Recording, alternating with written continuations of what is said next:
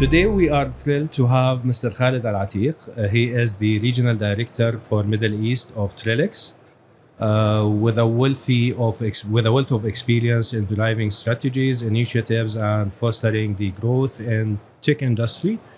Khalid is on the forefront of enhancing security solutions that protect businesses and individuals alike. Please join us welcoming Khalid, and he will take us into a deep dive with insights of the evolving landscape of cybersecurity and the future of digital resilience. Thank you. Welcome, Khalid. Thank you, Mr. Amin. I'm really thrilled to be here today, and also I hope that I can give a value to the table today, and also I can help to share things from my experience, from my knowledge, and how can we make the world better place for everyone.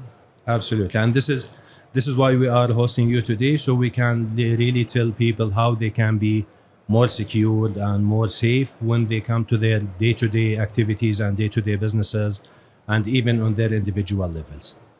So to start with, in an increasingly digital world, how can civilians, for example, protect themselves from cyber threats, and what would be the role that should governments and private organizations play in ensuring their safety in the cyberspace? Right. So let me give you just a historical glimpse and some context about where we are today. How did we reach to where we are today, and what's the implications of this big shift that is happening, and also the big transformation that already started to happen almost more than 10 years. And most of the countries worldwide, how things has changed, how our lives become different. Like now we are seeing generations, whenever they talk about something in the past, the new generation actually doesn't understand what we are talking about. Absolutely. We see now the digital means, it is touching our lives. Every aspect of our life now, it is in digital mean. If you're talking about a government process, if you're talking about something has to do with your daily life, if you wanted to order food, even if you want to have your car washed, it's different today. Yeah. So now we have the applications, we have the phones, even and it's not for a specific group of people, but for elderly, for people our age, for females, for kids, for anyone, for employees, for corporates. Everything now became a digital mean. So, and there are a lot of consequences and applications. We are so surprised and thrilled about what's really happening. We are so happy that our lives became easier, but we didn't look at some aspects of what is the consequences of what we are doing today. Yeah. And the cyberspace, it is what is really holding all of these applications, processes, and also holding all the services that has been provided to us, either a government service, corporate service, something has to do with our daily lives. It has been in the digital space. So that's the historical glimpse and where we are today. I think what we're having today, it was not used to be there 30 years ago, or even maybe 25 years ago. I remember like in the 90s, everything used to be done manual. There is no digital means at all. But today it's different. But very, very important aspects of what we are doing today, the cybersecurity, and how can we make sure that everything that we do today is being secured and also safe for us and also for the younger generation, and how can we make sure that it is about the life prosperity and not only about just a completing a process or a service. Absolutely, and I would second what you have just rightly mentioned. Actually, I still remember when I was at college, probably like 20 years ago, we were having shifts on our labs actually because we had only one PC. Yeah. That all the sections have to use. So we were having like only one lecture of practical experience on those PCs, and if you compare actually those PCs at that point of time to what has been in our hands today, like mobile, cell phones, even laptops and even desktops. I mean, current devices is as equal as 100 times or even more of the old devices that we used to have. And we had no access to that, but now it's accessible even from 5 years old till you go up.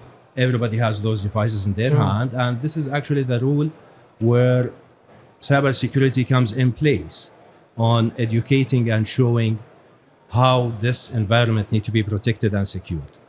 And having said that, looking at a good portion of the users today, they are more into teenagers, child, probably like starting, unfortunately, probably starting from 5 years and above, they started to use the smart devices, True.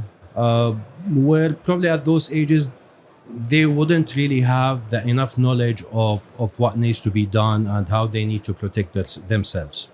So what do you think need to be done for the child protection from the Yeah. current cyber threats that has been there in the markets and in the whole world, actually? So now, if you look at the governments and even the corporate enterprises worldwide, they are really taking care of their cybersecurity to make sure that whatever they are doing is secure. But the aspect that has been overlooked for a very long time is the civilians.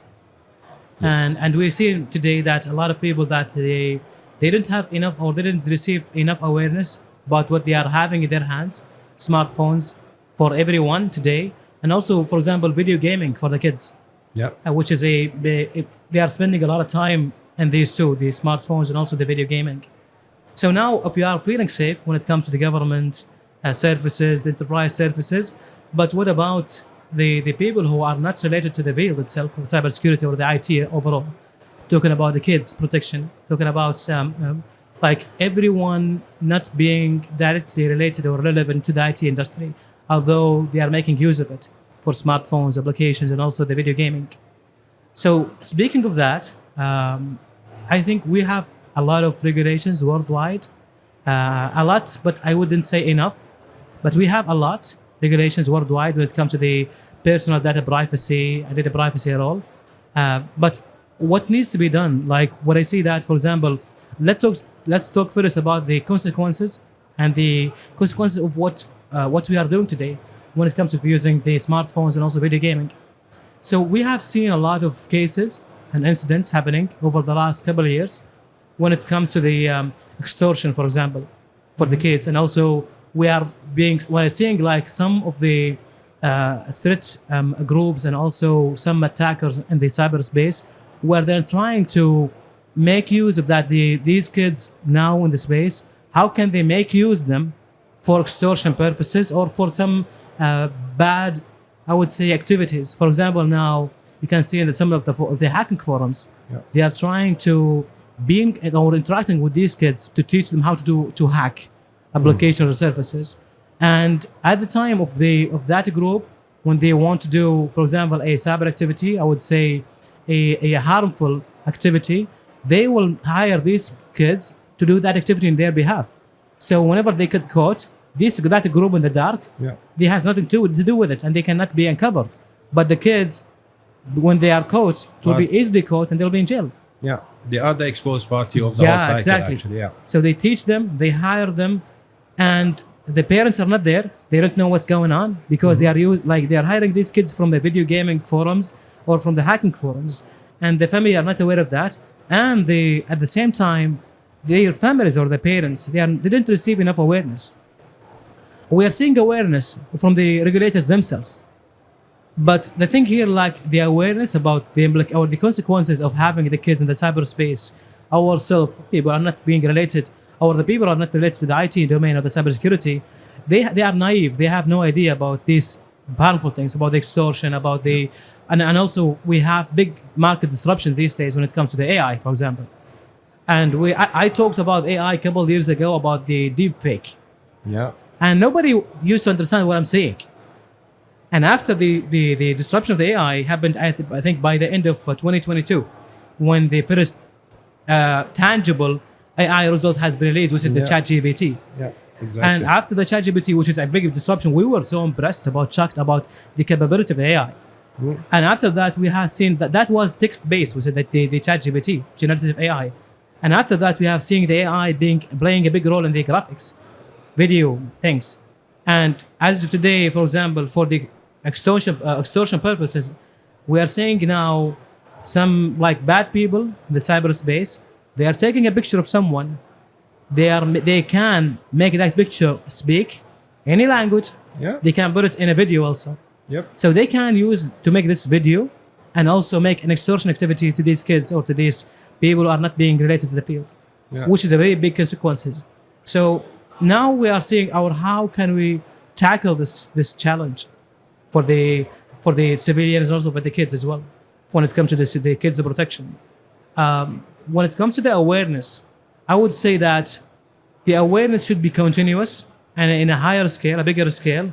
And the one who should deliver the awareness, not only the regulators, and every sector, every people, even we can use, for example, people who have or their voice has been heard from the non-IT people. Yeah. For example, let's say I would say maybe it could be a stupid idea, but I would say that it might work. For example, using the celebrities to talk about this topic. Yes. Because they are following it. For example, the kids and the I would say the mass people overall, they are hearing to the celebrities. So why didn't they help us in this mission? Because that's if we are talking about the life prosperity and making the world safer and better place, everyone should participate. Absolutely. So that's for I talked a little bit about this, but I can talk for a very, very long time about the consequences of having us in the cyberspace. We are seeing the good side of it. We're so happy, impressed about the good side of it, but the bad side has been overlooked. Yeah. Where I would say that we should put more weight and attention on that. Absolutely, I agree to that, and this is actually where the actual need of people awareness comes in. Like, even if you look into businesses, for example, now we know the individual privacy and protection is the key, but even sometimes when you look into businesses, regardless of what type of security solutions that you have implemented in your organization, if the actual users who are using your environments or laptops as simple as this has not really been educated and aware of how he can get breached at any given point of time, that makes it like a useless investment to put any sort of security measures in your organization, because at the end of the day, it's the user. By one click, he can expose everything in that True. network. So that second, what you have just said is that the awareness is the key of making life and world much safer and much True. secure for everyone. AI. You have spoken a lot Yeah. about AI, and I think this is becoming like a trend and a very hot topic for everyone to speak about AI.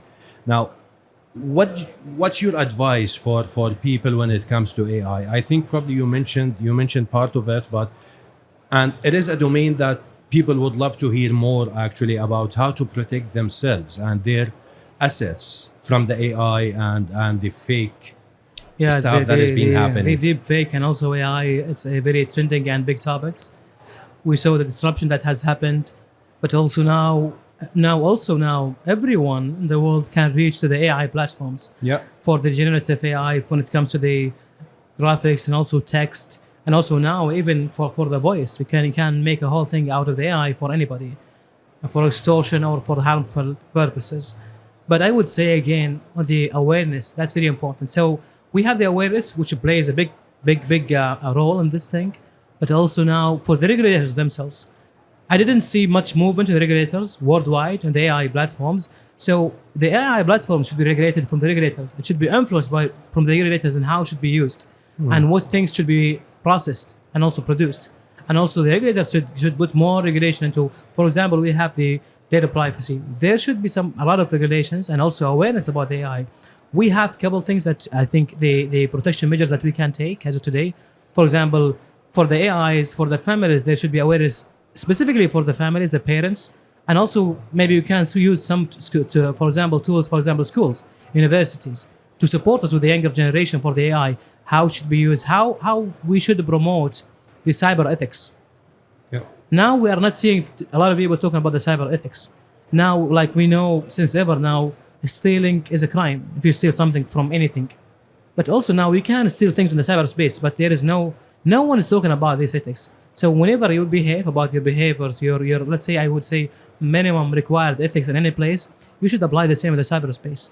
So the regulators should put more pressure on this platform or the service providers for the AI services, more regulation on that, and also more awareness from either corporates, enterprises, government, or also from NGOs as well, from non-profitable organizations. They should put more awareness for the parents, something specific for the parents. How can they support to educate their kids, and also something has to do with the kids directly, for example, schools. Yeah, Yeah. I totally agree to this.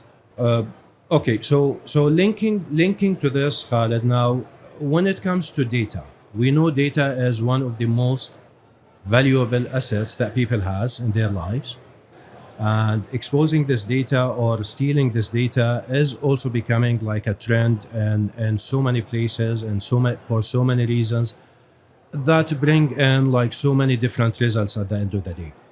So what's your advice for individuals and civilians on how to protect their data and how to ensure that their data privacy is being respected and secured without getting exposed? Yeah, so for the data privacy, which is a very important thing, now we can see like worldwide everyone talking about the data and how important your data is, specifically the personal data. So your personal data that they can be used by the cybercrime groups. For example, let's say now your credit card details. We are seeing good effort from the banking sector and the awareness about the cyber criminals, that they might call you, they might try to call you over the WhatsApp or something, and they will ask you for your credit card details. How we should be aware about this? Banking is doing a great job, but also we need to take this to a further step. Not only about the financials, but also about your personal data, how these data can be used against you. And what should you do in case if something fishy or something suspicious happening to you? For example, reporting to the regulators, for example, or to the government. Try to report whatever you smell something suspicious. Try to validate. If someone is asking you for your details, validate that. Even if it's someone asking for your phone number or asking to hold your number to call someone, don't be careful about your data and how important this data is. For example, even small data really matter. Your birth date, your name, where you live. All of these are very important. What about the other data that you have? For example, financial things, for example, credit cards, anything that you know about someone else. So the regulations for the personal data, we are seeing that getting mature in some countries, but we are not doing as a worldwide effort, collective effort in regions or worldwide to make more awareness, to put more regulations, and we make sure that these regulations has been actually understood and applied, and also how can we make sure that the civilians are paying attention to their data and how important these data are. But data privacy is very important.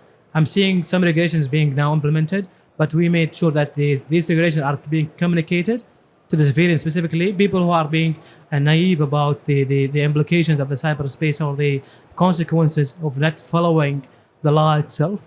Awareness, again, I would say, awareness is very important to the families, to the parents, to the people who are responsible about the younger generation.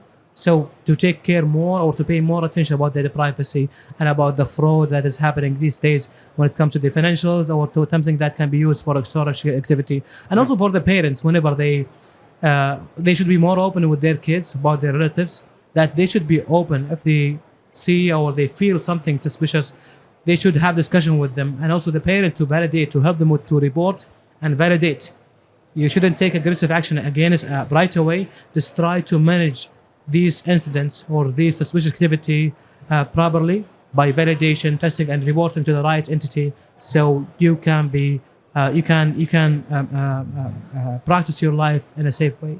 Yeah, absolutely. And probably also I probably I'm not that much experience in this, but I probably can add also one more point, that users also need to be careful on what information they expose by them. I mean, what information they share in their social media pages, Exactly. For example. Like if you get into any personal social media page, you can probably identify so many information from that page itself, like date of birth, year of graduation, where you can backward it to the actual age of the user, for example. And in a way or another, you probably can find some additional information that can takes you to probably like a financial obligations or a financial records of that user, and that user unfortunately will be actually sharing all this information with an absolutely good intention without having in mind that probably somebody with a bad intention might pick this information and build actually a profile, an actual profile about that user without his knowledge, where it can be used for whatever reasons that can bring it in. That is a very important point. Actually, we have seen and witnessed a lot of incidents happen different places in the world, and the reason that how this incident or the root cause for that incident was actually leveraging the social media platforms to gather some data about some individuals who are being victim to these incidents or these disaster activities has happened. We have seen a lot of incidents, and the social media platforms should be really monitored. I would say for example, from the people themselves, they should monitor their activities themselves. When you take a picture, when you post something, that make sure that these data or these things that you are posting will not be or cannot be used to harm you. That is a very important point. Yes, I would agree with that. Well, I would also ask you about one thing just crossed my mind when it comes to opening new accounts in social media, like even on smartphones, devices, and everything. Most of the applications and most of the pages actually request a location access. Yeah. How important is sharing the location, and how critical is it for users not to share their locations publicly when it comes to those social media pages? So these days, or it's been quite some time where now we have a lot of applications, platforms, and most of the time when we register to these applications, we just try to finish the registration as soon as possible. Yeah. We are not reading the conditions and terms. Sometimes we are, or most of the time, I see a lot of people are using the easy passports, something guessable, they can be guessed easily. And also sometimes they are not, for example, putting the right email, right phone number, the backup email, the OTP or the one-time password. So it's very important most of the time that whenever you are registering to an application, you should read things carefully. Yeah. For example, sharing an application, I would say, let's go into this scenario.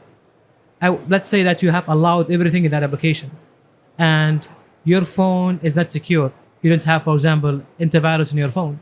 You don't have any security measure in your phone, and someone hacked into your phone. So they have full access on you where you are. They can use your microphone of your phone. They can use your phone camera as well. They can do a lot of things because they have access to your phone. So things that you should be like, start most of the time with the basics and the foundations. Your phone should be secure. You should have a pen to access your phone. Firstly, make sure you have an antivirus in your phone. Don't allow or don't try or don't download applications from untrusted sources. Try to download the application from the trusted sources. And when you download these applications, make sure that you are using a complex passport and also a password, and also making sure that you have your email, your backup email, and also enable OTP. Mm-hmm. And after doing all of that, the location itself, that's something has to do with you. I wouldn't recommend that you enable it all the time, but enable it only if you want, if you have to. For example, now I see these days most of the banking applications, they will insist that you cannot use the application just to protect you without enabling the location. Yes. So enable it only if you have to and you need to. Only when needed. Yes, but make sure that you apply the basics of the security measures, so you can make sure that this something cannot be used against you or to something to breach your privacy and your life overall. Absolutely. And please stop using your birth date as a password. Exactly. And you use it as a password and you publish it in your page so everybody can know that. I have actually I know some attackers. So I was like having a discussion with one who's been in the hacking for a very long time, and he told me something I wouldn't never forget. Mm-hmm. He told me, if you have a password that you have used and it's something from your mind, everyone can guess it. Yeah. Yeah, So try exactly. to use a password Unguessable. that's unguessable, something not in your mind. For example, birth date, first name, last name, second date, location of birth, whatever in your mind, it can be guessed. Absolutely. Yeah, Absolutely. Especially with the current type of exposure that's actually happening in the social media. I mean, most of the points that you mentioned, it's available about the person himself in a public page exactly. that people can just pick and match and True. to hack everything at the end of the day. Exactly. Cool. Thanks a lot, Khaled. Appreciate it. Special thanks to our lovely regional director of Trellix. It's been a pleasure meeting you today, and thanks a lot for sharing this valuable insights that we hope that it can really make people aware more of what they exactly need to do to keep themselves safe and secure. Thanks a lot. Well, thanks a lot to you for having me today and giving me this opportunity to share some of my knowledge, and also I hope that I can be or I can give a value to make the world. Okay, I can give a better advices to make this world a better and safer place for everyone. Thank you so much. Thank you. Appreciate it. No.